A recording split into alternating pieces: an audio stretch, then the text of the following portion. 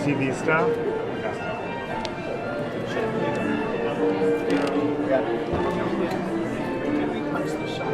I did. It's everything's going out. I remember we were talking about it. It's all punched in. Everything's good. What? Oh, yeah. Yeah, those rules are I got to out. lock down wide right now. So we're set. Everything's fair game unless you're talking.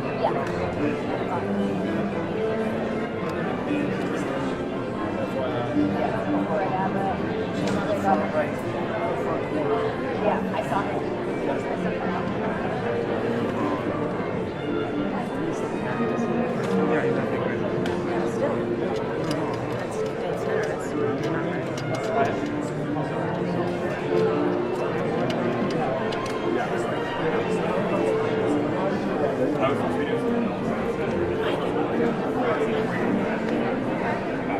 Greg Abbott.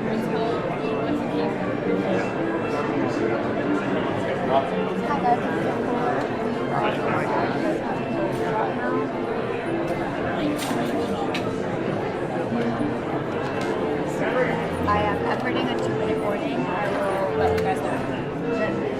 Should have come. Yes. Abbott, Braun, DeWine.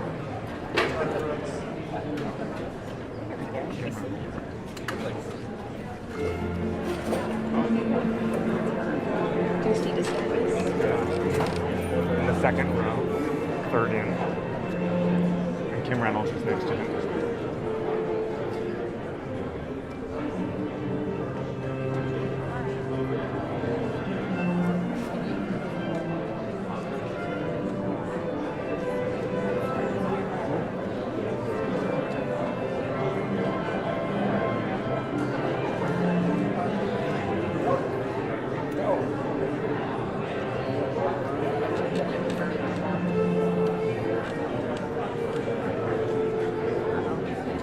Yes, we can. I'm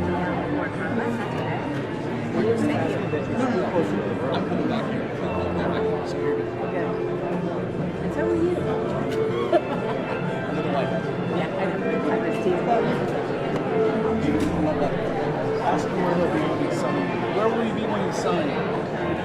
right here. Here. Right here. Okay. Switch.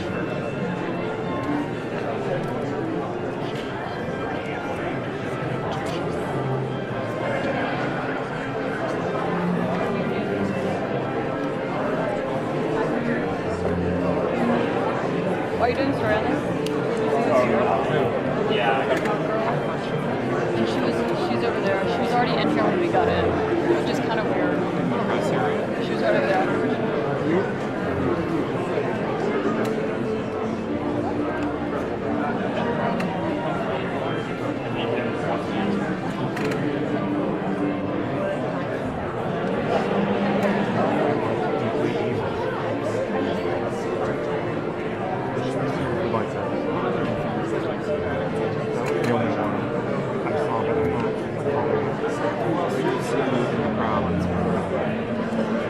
DeSantis have it in the front row. So they're in the second row. Yeah. Iowa governor.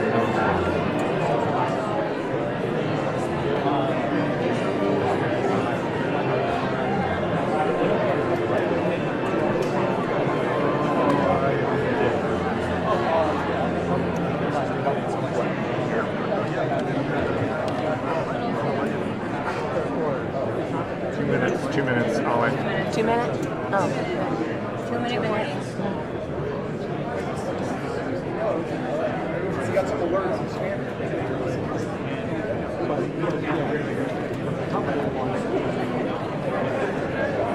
Now I'm going to come up on here a little bit. Let's make sure that doesn't bother you, okay?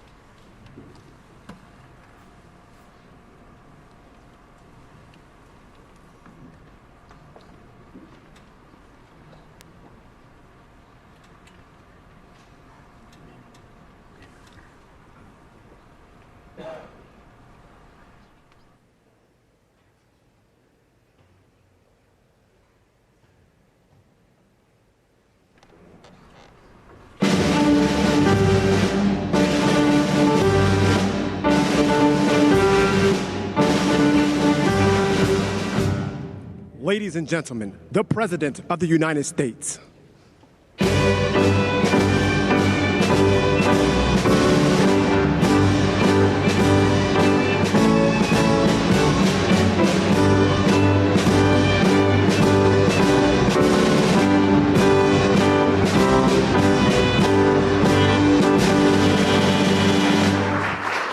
Well, thank you very much.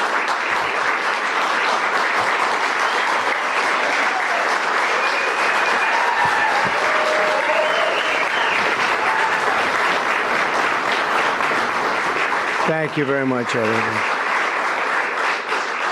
And I'd like to start by saying that our country is doing very well. Things are, as you can see, doing quite well. Please sit down.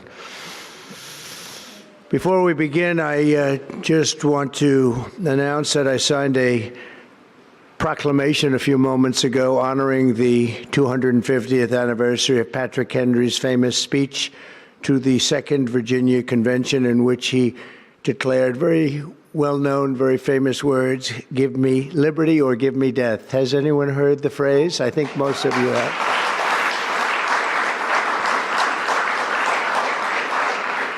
And moments ago, I also signed an executive order to dramatically increase production of critical minerals and rare earths. It's a big thing in this country. And as you know, we're also signing agreements in various locations to unlock rare earths and minerals and lots of other things all over the world. But in particular, Ukraine, we're doing very well with regard to Ukraine and Russia. And one of the things we are doing is signing a deal very shortly with respect to rare earths with Ukraine, which they have tremendous value in rare earth, and we appreciate that. And we spoke yesterday with, as you know, President Putin and President Zelensky, and we would love to see that come to an end, and I think we're doing pretty well in that regard. So hopefully we could save thousands of people a week from dying. That's what it's all about. They're dying so unnecessarily, and I believe we'll get it done. We'll see what happens, but I believe we'll get it done. Today we take a very historic action that was 45 years in the making. In a few moments, I will sign an executive order to begin eliminating the Federal Department of Education once and for all.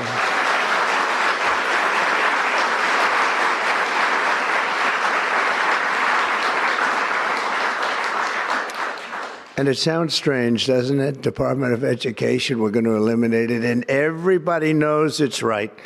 And the Democrats know it's right, and I hope they're going to be voting for it, because ultimately it may come before them. But everybody knows it's right, and we have to get our children educated. We're not doing well with the world of education in this country, and we haven't for a long time.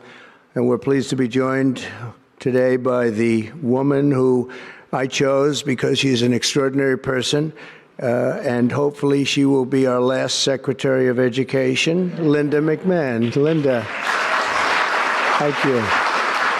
Thank you very much. That's another interesting statement. It's an interesting opening, right? But it's true, and it's been amazing how popular this has been. I tell people that this is what I'm doing today, and they say, oh, it's about time. Everybody says it. Republicans and Democrats have said it. They're all saying it. Also with us are some terrific people. Governors Greg Abbott. Greg, thank you very much. Governor Ron DeSantis, thank you very much, Ron. Mike Braun, congratulations on your victory, Mike. That was a big one. Mike DeWine, thank you very much, Mike. Jeff Landry. Jeff, thank you very much, Jeff. Bill Lee, thank you. Governors, all governors. Brad Little.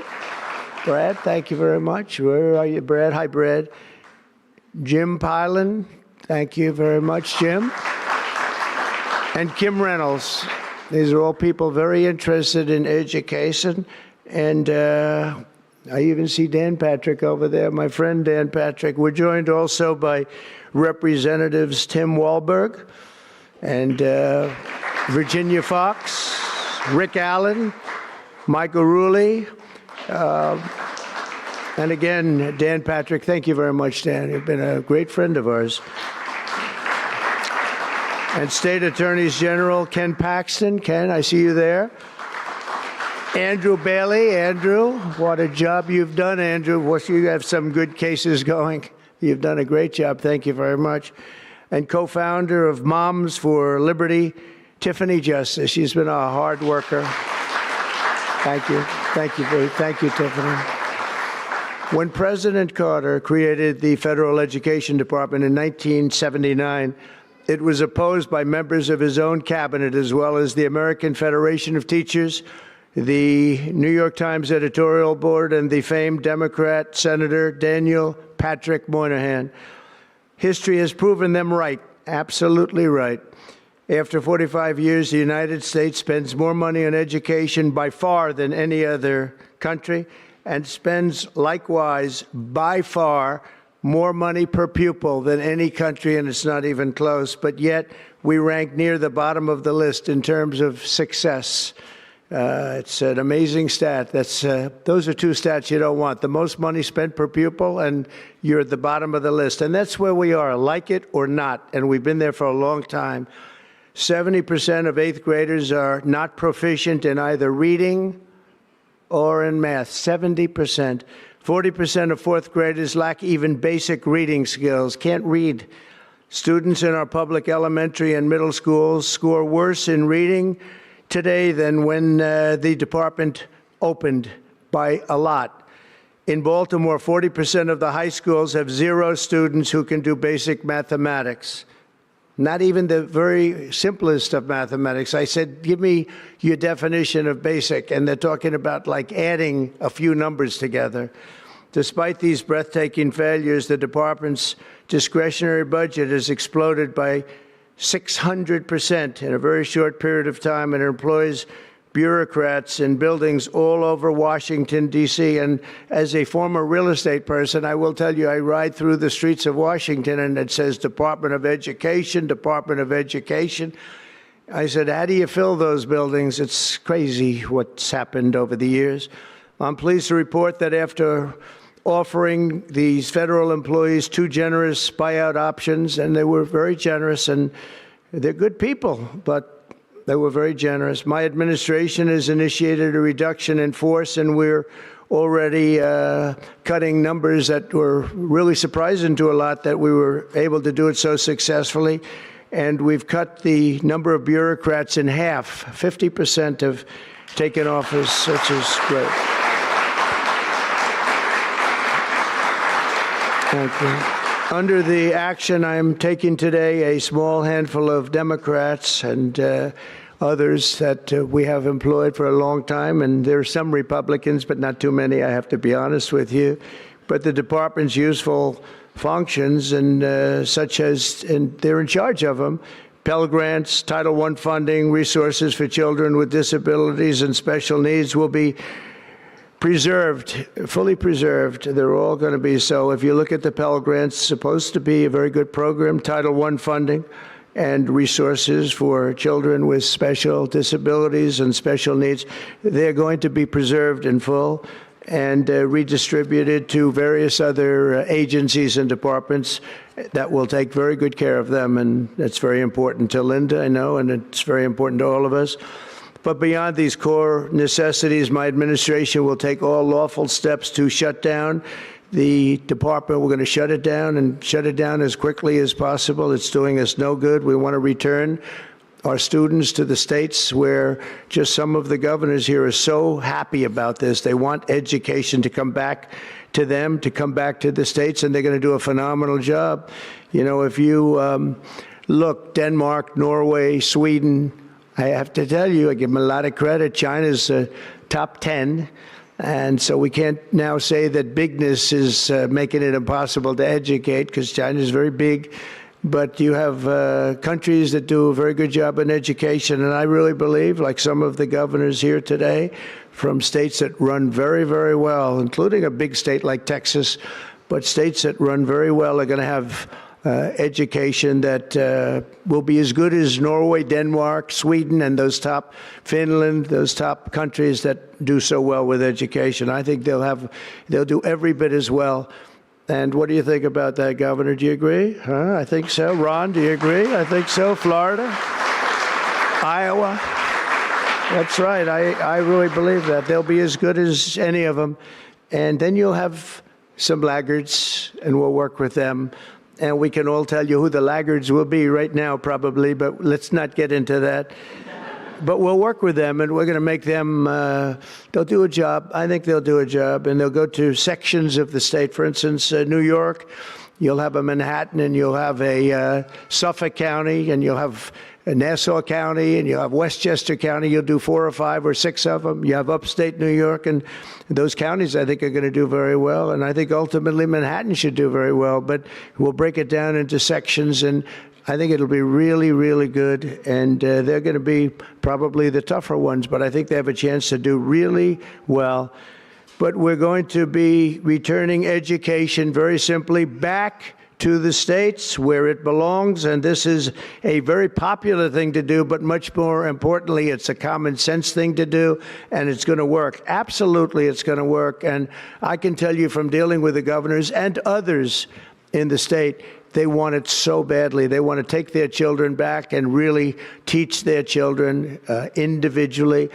Probably the cost will be half, and the education will be maybe many, many times better. So we look forward to this. I want to just make one little personal statement. Teachers, to me, are among the most important people in this country, and we're going to take care of our teachers. And I don't care if they're in the union or not in the union. That doesn't matter.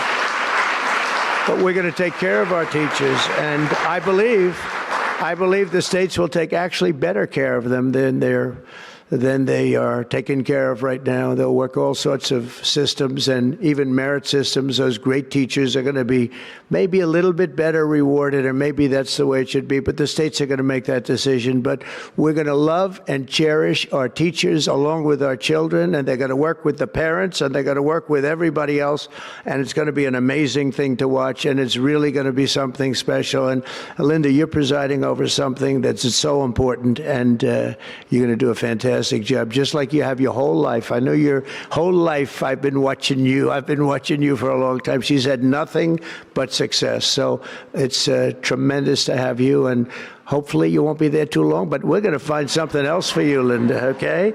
So this will conclude what we are talking about with respect to our most cherished group of people, and that's our children. We want to have our children well educated. We want them to love going to school. We have examples of it. Look at those beautiful, bright-eyed faces. They are so smart. They're so smart. And with that, I'm going to come down, and we're going to sign a very important document, and we're going to be on our way. People have wanted to do this for many, many years, for many, many decades. And I don't know, no president ever got around to doing it, but I'm getting around to doing it, so thank you very much.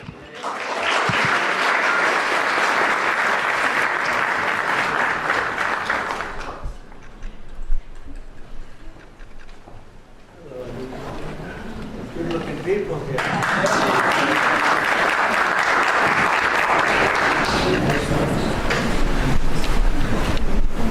Should I do this?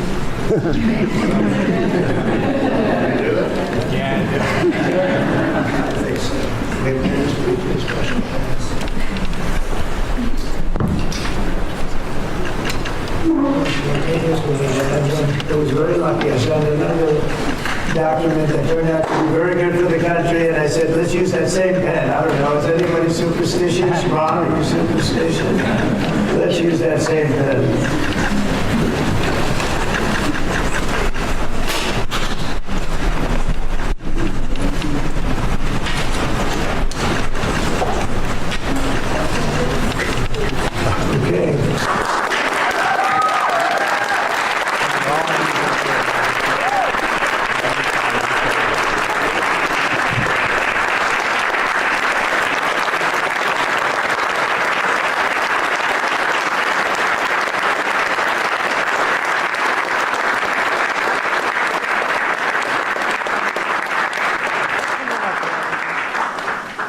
come up just to say?